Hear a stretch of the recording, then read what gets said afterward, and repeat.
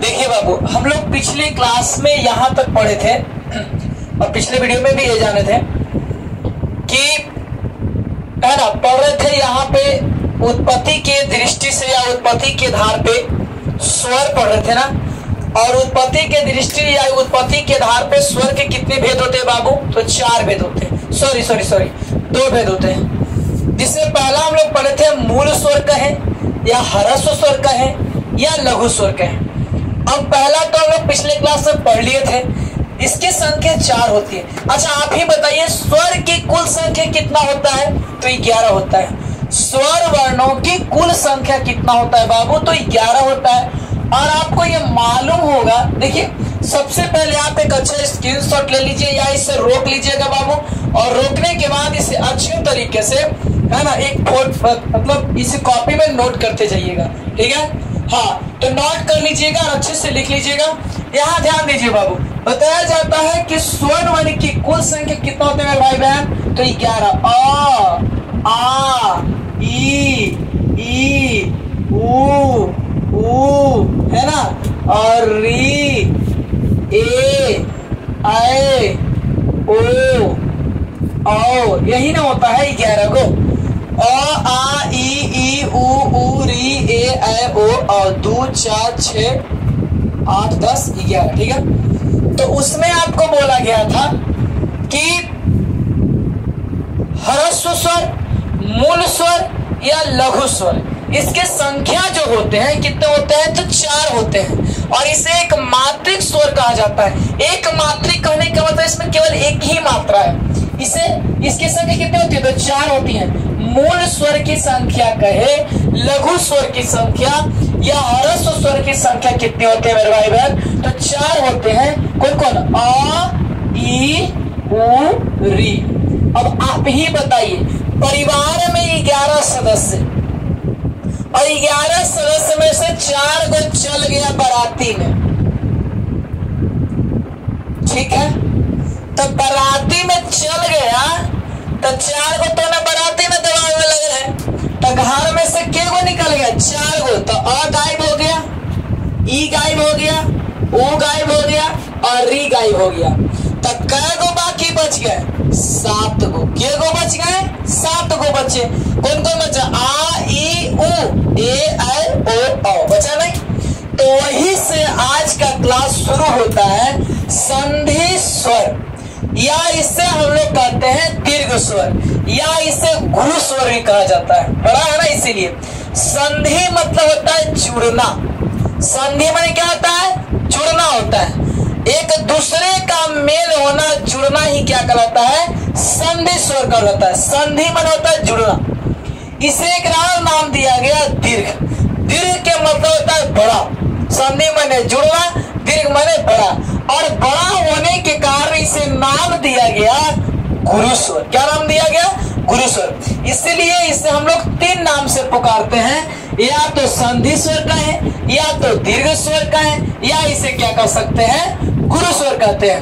अब कहता है वैसा स्वर जिसके उच्चारण में ह्रस्व स्वर की सहायता ली जाती है। क्लियर है ना? एकरा बिना एकर काम नहीं होगा। अगर ये चारों अगर ना रहेंगे, 11 के इस 7 के कंट्रोलर जो है 4 को है, अगर ये 4 ना रहे तो ये 7 नहीं रह पाएंगे, है ना? इस समझिए कि 4 को जेंट्स है और 7 को लेडीज है। अब घर में मर्दाना ना रहता है तो औरत की सुंदरता अच्छा लग सकता है? नहीं लग सकता है।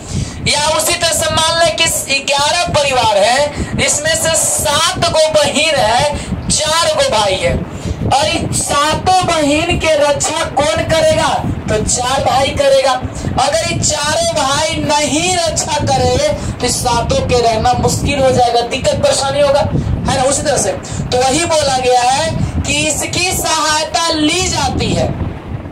एकर सहायता इस 7 जो है इसका सहायता लेता है, लेकिन ये 4 भाई है, दबंग है, तो बहन से क्या मदद लेना? अपने शक्तिशाली है, कोई दिक्कत नहीं है। तो उसी तरह से कहा जाता है, यानी कि 7 जो है इसके बिना नहीं रह सकते हैं। तो वैसा स्वर, कैसा स्वर बाबू? वैसा जिसके उच्चारण माने बोलना, उच्चारण में कुछ बोलना, तो जिसे बोलने में या उच्चारण करने में ह्रस्व स्वर की सहायता ली जाती हो, ह्रस्व स्वर की सहायता ली जाती हो, उसे हम लोग क्या कहते हैं? वही कहते हैं, उससे हम लोग दीर्घ स्वर कहते हैं। उसे क्या कहते हैं बाबू? तो दीर्घ स्वर कहते हैं।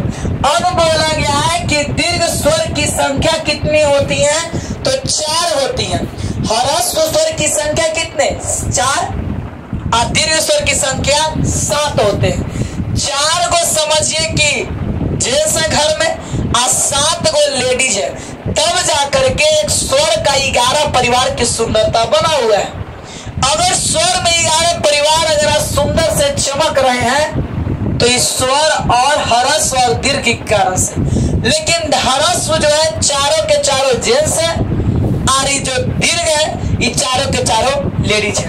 ये चारों एकदम से मदद नहीं लेता है, लेकिन ये चारों के ऊपर डिपेंड है 7। ठीक है, तो इसकी संख्या कितनी होती है बाबू? तो 7 होते हैं। इसकी संख्या मतलब किसकी संख्या? स्वर, संधि स्वर, दीर्घ स्वर या गुरु स्वर की संख्या कितनी होती है? तो 7 होते हैं। आ, ई, उ, ए, ऐ, ओ, आ, ई। देखिए इस 11 गो में से 4 गो नीचे आ गया, तो आ, ई, उ, ए, ऐ, ओ, यही ना बचा बाबू। अब ध्यान देना, बोला गया है कि इसे द्विमात्रिक स्वर भी कहते हैं। किसे? दीर्घ स्वर को।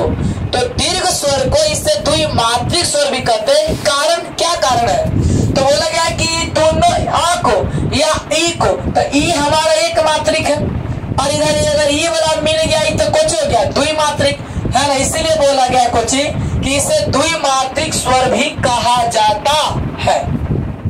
अब सुनिए, बोला गया कि 7 का निर्माण कैसे? देखिए यह परीक्षा दीजिएगा बाबू, इसको याद रखिएगा, ये क्वेश्चन इससे आता है, चाहे 9th को हो, चाहे 10th के हो, चाहे 11th हो, चाहे 12th हो, अपर लेवल में भी डायरेक्ट पूछता है। डीएलडी के एक बार एग्जाम में क्वेश्चन में आया हुआ था इसमें से कि ऊ जो ऊ के मिलने से किस शब्द का निर्माण होगा।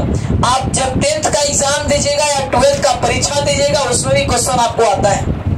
तो अ जोड़ अ, ये 4 को एक 4 पर एक 7 पैदा हुआ है, लेकिन चारों जब आपस में नहीं मिलता तो 7 जन्म नहीं लेता, लेकिन कहता होगा कि हमने ना अग्रत न है तो जन्म न लेते हैं, फिर फुराइते जे 7 को रह, हमने 4 को, लेकिन हमने के कारण तो नहीं आज जिंदा है। यानी कि अ और अ मिलेगा तो किसका निर्माण होगा? आ का। अ जोड़ा बराबर आ, हर्षई जोड़ हर्षई बराबर दीर्घई। तो हर्ष माने छोटा, दीर्घ माने बड़ा, यानी हर्षई जोड़ हर्षई बराबर दीर्घई। हर्षऊ जोड़ हर्षऊ बराबर दीर्घऊ।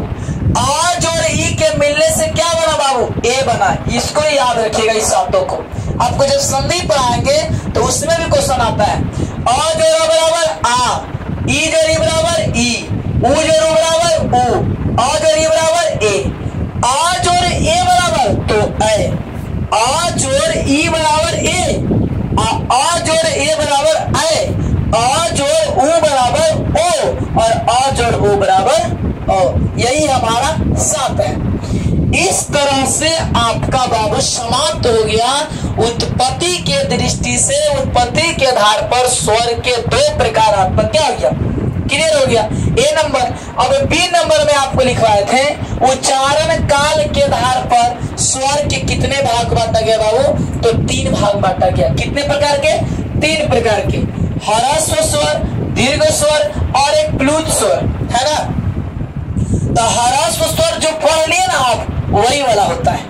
आप उसको फिर इसके जगह पे लिख लीजिएगा, या आप ऐसे भी कर दीजिएगा कि इसका परिभाषा 1 + 2 बराबर इक्वल टू, है ना, 1 के वाला, वही वाला पिछली वाला होगा।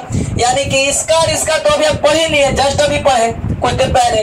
तो ह्रस्व स्वर और दीर्घ स्वर दोनों 1 के है। अब इसमें हम नया पढ़ने वाले हैं क्या? प्लुत स्वर, है ना। ऐसा नहीं कि ह्रस्व स्वर के फिर से एक अलग परिभाषा होगा, ये दोनों सेम है। ह्रस्व स्वर दीर्घ स्वर दोनों क्या है? सेम है। तो अगला नंबर जो है वो क्या है? प्लुत स्वर। अब प्लुत स्वर क्या कहता है कि इस स्वर के उच्चारण में बहुत ज्यादा समय लगता है।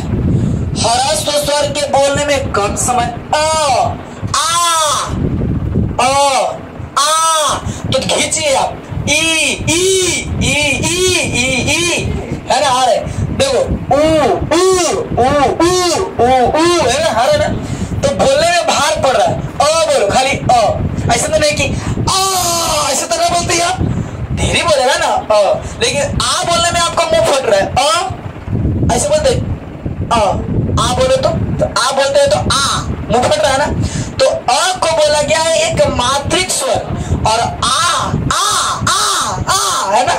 तो आ को बोला गया है द्विमात्रिक स्वर। अब समझिए, अब आइए नंबर तीसरा नंबर है कौन बाबू? प्लुत स्वर। और प्लुत देखिए, अब वर्ण पढ़ रहे हैं तो जीव के हमारे जो अंग है उसका तो प्रयोग होगा ही होगा, इस पे आप समझिए। तो बोला गया कि प्लुत स्वर, इस स्वर के उच्चारण में सबसे ज्यादा समय लगता है। किस स्वर के? प्लुत स्वर जो आप बोलते हैं तो सबसे ज्यादा समय लगता है। इस स्वर का प्रयोग किसी को बुलाने या किसी को पुकारने में किया। जैसे बोले अरे, तो यहाँ से गया आवाज अरे करके। अब मान ले कि कोई आदमी खेत में कोई आम तोड़ रहा है तो यहाँ से बोले अरे मारा बाबू, अरे क्या है ऐसे बोले। तो ऐसा तो नहीं कि आज तक एक्शन के लिए हाथों वाला ऐसा जाए थे रिएक्शन में घूमते घूमते, यहाँ से ध्वनि गया खाली आवाज जाता है। तो ऐसा बोले आवाज नहीं, कुछ तो थोड़ा सा लगता है समय। यहाँ से बोले तो आवाज जाता है, तब फिर ताकता है। या किसी को बुलाते हैं कि पापा हूँ कौन तो वाला वाला कान में आवाज गया है ना, और ये पीछे बैक होकर देखे कि हाँ कहा नहीं बैठे लोग आए थे 10 मिनट। तो इस स्वर का उच्चारण जो है किसी को बुलाने या किसी को पुकारने में किया जाता है। जैसे डीजे में इसका प्रयोग करता है। एक कोई बोलेगा hello check check check check check check check check, hello hello hello hello hello hello, DJ DJ DJ DJ DJ DJ DJ DJ DJ DJ है ना। तो इसे कौन स्वर? प्लुत स्वर। रई रई रई रई रई रई रई रई रई रई रई है ना। तो कौन स्वर आ रहा है? प्लुत स्वर आ रहा है। या बोलता है कि ऐसे कि ये रामा चैतमासे है ना, कैसे बोलता है? तो ए रामा एक बार जो बोला उसे कई बार खींचा, इसे बोला गया। ए बाबू एक पंखा बंद करते हुए